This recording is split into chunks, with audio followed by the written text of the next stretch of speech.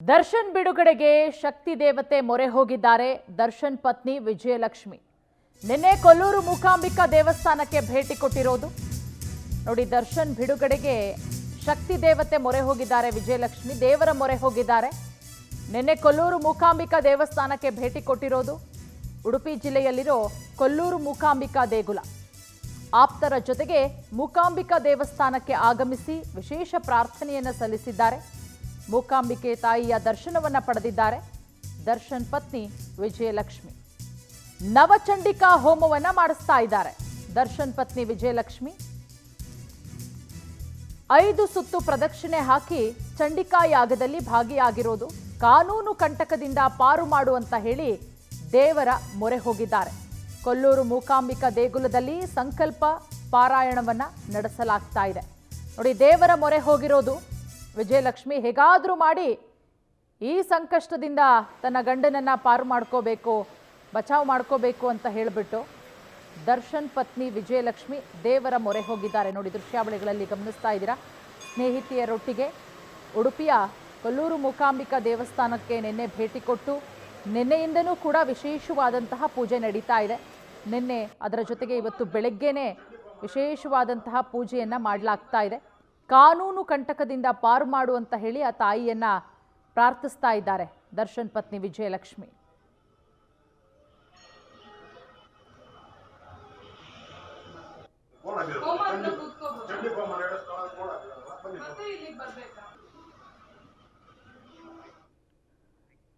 ಈ ಬಗ್ಗೆ ಮತ್ತಷ್ಟು ಮಾಹಿತಿ ಕೊಡ್ತಾರೆ ನಮ್ಮ ಪ್ರತಿನಿಧಿ ಜಯಂತ.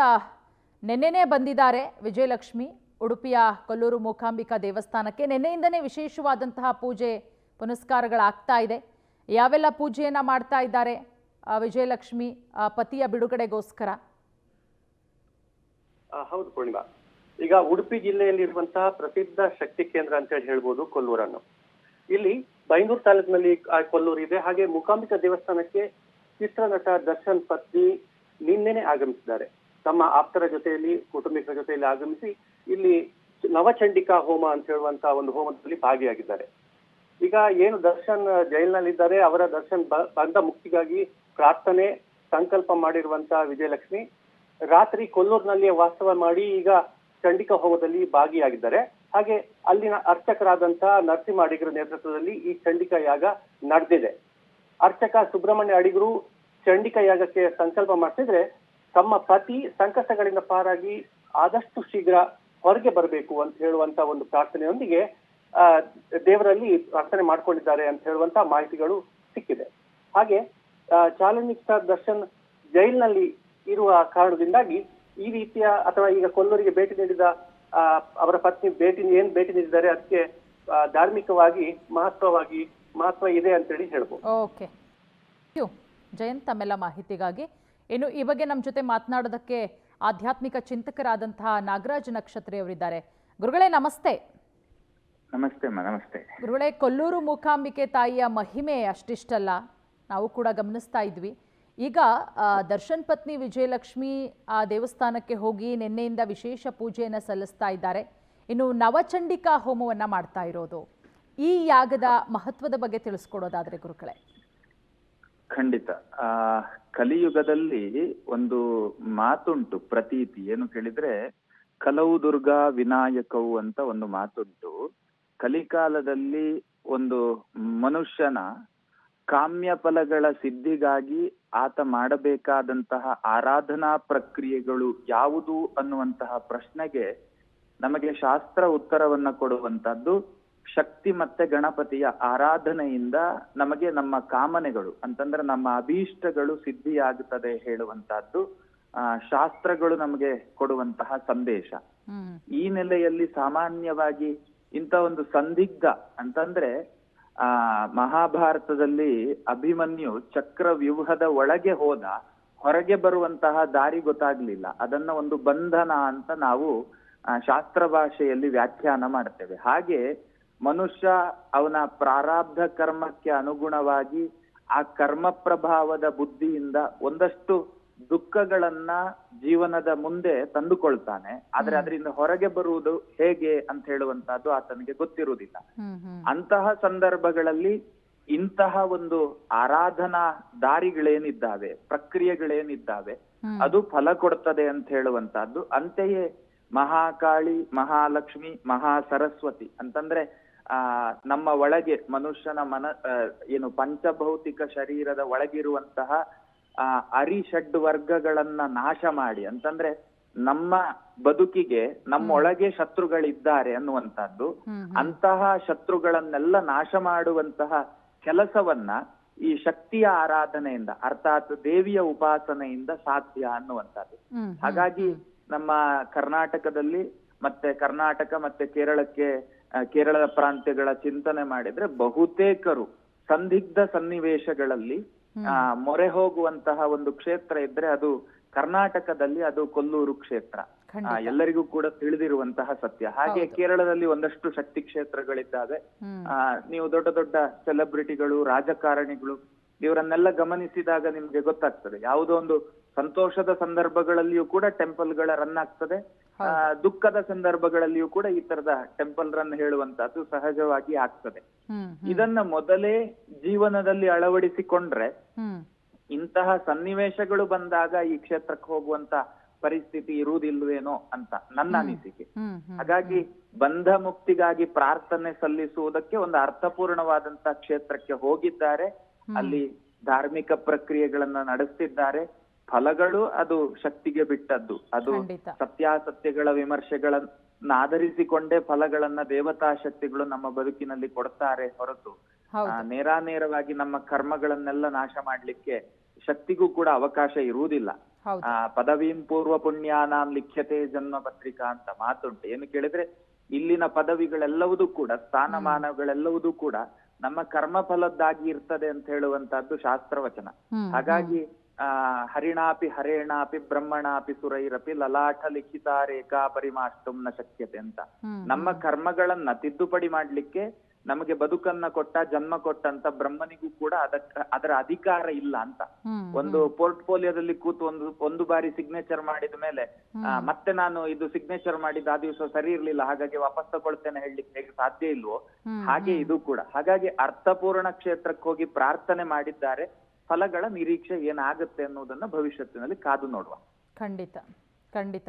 ಧನ್ಯವಾದಗಳು ಗುರುಗಳೇ ನಮ್ಮ ಜೊತೆಗೆ ಮಾತನಾಡೋದಕ್ಕಾಗಿ. ಗಮನಿಸ್ತಾ ಇದ್ದೀವಿ ಚಂಡಿಕಾ ಯಾಗವನ್ನು ಮಾಡಿಸಿರೋದು ದರ್ಶನ್ ಪತ್ನಿ ವಿಜಯಲಕ್ಷ್ಮಿ. ಯಾಕಂದರೆ ಒಂದು ಸಂಕಷ್ಟದಲ್ಲಿ ಸಿಲುಕಾಕೊಂಡಿದ್ದಾರೆ ದರ್ಶನ್ ಅವರು, ಅದರಿಂದ ಪಾರು ಮಾಡು ಅಂತ ಹೇಳಿಬಿಟ್ಟು ಶಕ್ತಿ ದೇವರ ಮೊರೆ ಹೋಗಿ ವಿಶೇಷವಾದಂತಹ ಚಂಡಿಕಾ ಯಾಗವನ್ನು ಮಾಡಿದ್ದಾರೆ. ನೀವು ಕೂಡ ಗಮನಿಸ್ತಾ ಇದ್ದೀರಾ ಚಂಡಿಕಾ ಯಾಗದ ಮಹತ್ವ ಏನು ಅನ್ನೋದ್ರ ಬಗ್ಗೆ ನಾಗರಾಜ್ ನಕ್ಷತ್ರಿಗಳು ಬಹಳ ನೀಟಾಗಿ ವಿವರಣೆಯನ್ನು ಕೊಟ್ಟರು. ಯಾಕೆ ಮಾಡಿಸ್ತಾರೆ, ಕೆಲವೊಂದಿಷ್ಟು ಸಂಕಷ್ಟದ ಸಂದರ್ಭದಲ್ಲಿ ಆ ತಾಯಿಯ ಮೊರೆ ಹೋಗ್ತಾರೆ, ಅದು ಬಹಳ ಶಕ್ತಿ ಪೀಠ. ಹಾಗಾಗಿ ಕೊಲ್ಲೂರು ಮೂಕಾಂಬಿಕೆ ಬಹಳ ಶಕ್ತಿ ಪೀಠ. ಏನಾದರೂ ಸಂಕಷ್ಟ ಇದ್ದರೆ ಆ ಚಂಡಿಕಾ ಯಾಗವನ್ನು ಮಾಡಿಸೋದ್ರ ಮುಖಾಂತರ, ವಿಶೇಷವಾಗಿ ಪ್ರಾರ್ಥನೆಯನ್ನು ಸಲ್ಲಿಸೋದ್ರ ಮುಖಾಂತರ ಆ ಸಂಕಷ್ಟಗಳಿಂದ ಪರಿಹಾರವನ್ನು ಕಂಡುಕೋಬಹುದು. ಆಪತ್ತು ಕಾಲದಲ್ಲಿ ಸಂಕಷ್ಟಗಳನ್ನು ಪಾರು ಮಾಡೋದಕ್ಕೆ ಈ ಯಾಗವನ್ನು ಕೂಡ ಮಾಡಲಾಗುತ್ತೆ. ಒಂದು ಸಂದಿಗ್ಧ ಪರಿಸ್ಥಿತಿಯಲ್ಲಿ ಸಿಲುಕಾಕೊಂಡಿದ್ದಾರೆ ದರ್ಶನ್ ಅವರು, ಅದು ಕೂಡ ಕೊಲೆ ಕೇಸಲ್ಲಿ ಪರಪ್ಪನ ಅಗ್ರಹಾರ ಸೇರಿರೋದು. ಹತ್ತತ್ರ 1.5 ತಿಂಗಳು ಆಗ್ತಾ ಬರ್ತಾ ಇದೆ ಈ ಕೇಸಲ್ಲಿ ಅವರು ಸಿಕ್ಕಾಕೊಂಡು. ಮತ್ತೊಂದು ಕಡೆ ವಿಜಯಲಕ್ಷ್ಮಿ ಅವರು ಸಾಕಷ್ಟು ದೇವರ ಮೊರೆ ಹೋಗಿದ್ದಾರೆ. ಬೆಂಗಳೂರಲ್ಲಿರುವಂತಹ ಒಂದಷ್ಟು ದೇವರುಗಳು, ಬಂಡೆ ಮಹಾಕಾಳಿ ಸೇರಿದಂತೆ ಒಂದಷ್ಟು ದೇವಸ್ಥಾನಗಳ ಮೊರೆ ಹೋಗಿದ್ದಾರೆ. ಹೇಗಾದರೂ ಮಾಡಿ ತನ್ನ ಗಂಡನನ್ನು ಜೈಲಿನಿಂದ ಹೊರಗಡೆ ತರಬೇಕು, ಈ ಕೊಲೆ ಕೇಸಿಂದ ಹೊರಗಡೆ ತರಬೇಕು ಅಂತ ಹೇಳಿ ಶತಪ್ರಯತ್ನವನ್ನು ಮಾಡ್ತಾ ಇರೋದು. DCM DK ಶಿವಕುಮಾರ್ ಅವರನ್ನು ಕೂಡ ಭೇಟಿ ಮಾಡಿದ್ರು. ಅದರ ಜೊತೆಗೆ ದೇವರ ಮೊರೆ ಹೋಗಿದ್ದಾರೆ. ವಿಶೇಷವಾದಂತಹ ಪೂಜೆ ಪುನಸ್ಕಾರಗಳನ್ನು ಮಾಡ್ತಾ ಇದ್ದಾರೆ, ವಿಶೇಷವಾದಂಥ ಹೋಮಗಳನ್ನು ಮಾಡಿಸ್ತಾ ಇದ್ದಾರೆ, ಯಾಗಗಳನ್ನು ಮಾಡ್ತಾ ಇದ್ದಾರೆ. ಹೇಗಾದರೂ ಮಾಡಿ ತನ್ನ ಪತಿಯನ್ನು ಈ ಸಂಕಷ್ಟದಿಂದ ಪಾರು ಮಾಡಬೇಕು ಅಂತ ಹೇಳಿ ಕಂಡ ದೇವರ ಮೊರೆ ಹೋಗಿ ಪ್ರಾರ್ಥನೆ ಮಾಡ್ತಾ ಇರೋದು ವಿಜಯಲಕ್ಷ್ಮಿ ಅವರು. ನೋಡಿ, ಗಮನಿಸ್ತಾ ಇದ್ದೀರಾ ನೀವು ಕೂಡ ದೃಶ್ಯಾವಳಿಗಳಲ್ಲಿ. ನಿನ್ನೆಯಿಂದ ಕೂಡ ವಿಶೇಷವಾದಂತಹ ಪೂಜೆ ಪುನಸ್ಕಾರಗಳಾಗ್ತಾ ಇದೆ. ದರ್ಶನ ಬಿಡುಗಡೆಗೆ ಶಕ್ತಿ ದೇವತೆಯ ಮೊರೆ ಹೋಗಿರೋದು.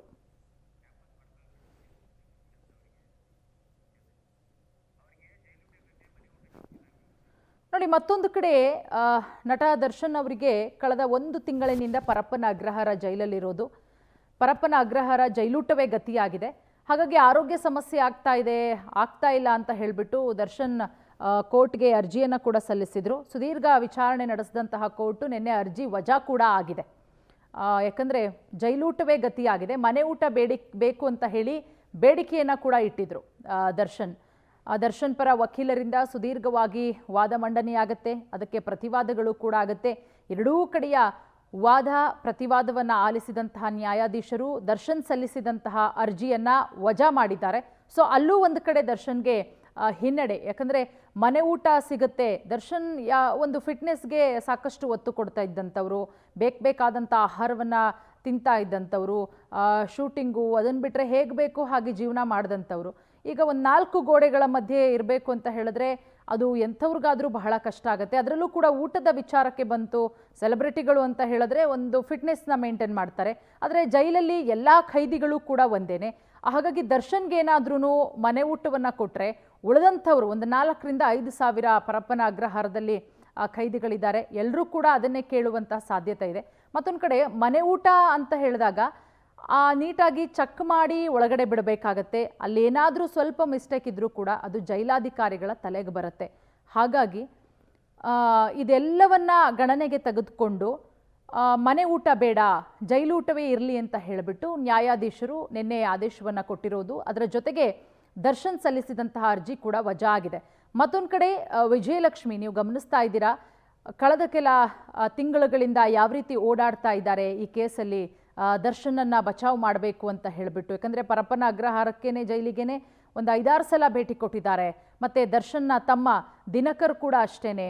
ಇವತ್ತು ಕೂಡ ಕೊಲ್ಲೂರು ಮೂಕಾಂಬಿಕಾ ದೇವಸ್ಥಾನಕ್ಕೆ ಹೋಗಿದ್ದಾರೆ ನಿನ್ನೆನೆ ವಿಜಯಲಕ್ಷ್ಮಿಗೆ ದರ್ಶನ್ ತಮ್ಮ ದಿನಕರ್ ಕೂಡ ಸಾಥ್ ಕೊಟ್ಟಿರೋದು.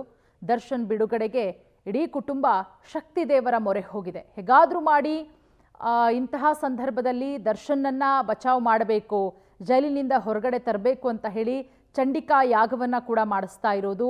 ಆಪತ್ತು ಕಾಲದಲ್ಲಿ ಪಾರಾಗಬೇಕು ಅಂತ ಹೇಳಿ ಈ ಯಾಗವನ್ನು ನಡೆಸಲಾಗ್ತಾ ಇದೆ. ದರ್ಶನ್ ತಮ್ಮ ದಿನಕರ್ ಕೂಡ ವಿಜಯಲಕ್ಷ್ಮಿ ಅವರಿಗೆ ಸಾಥ್ ಕೊಟ್ಟಿದ್ದಾರೆ. ವಿಜಯಲಕ್ಷ್ಮಿ ಕೂಡ ಕೊಲ್ಲೂರು ಮೂಕಾಂಬಿಕಾ ದೇವಸ್ಥಾನಕ್ಕೆ ಹೋಗಿ ವಿಶೇಷವಾದಂತಹ ಪೂಜೆ ಚಂಡಿಕಾ ಯಾಗವನ್ನು ಕೂಡ ಮಾಡಿಸ್ತಾ ಇದ್ದಾರೆ.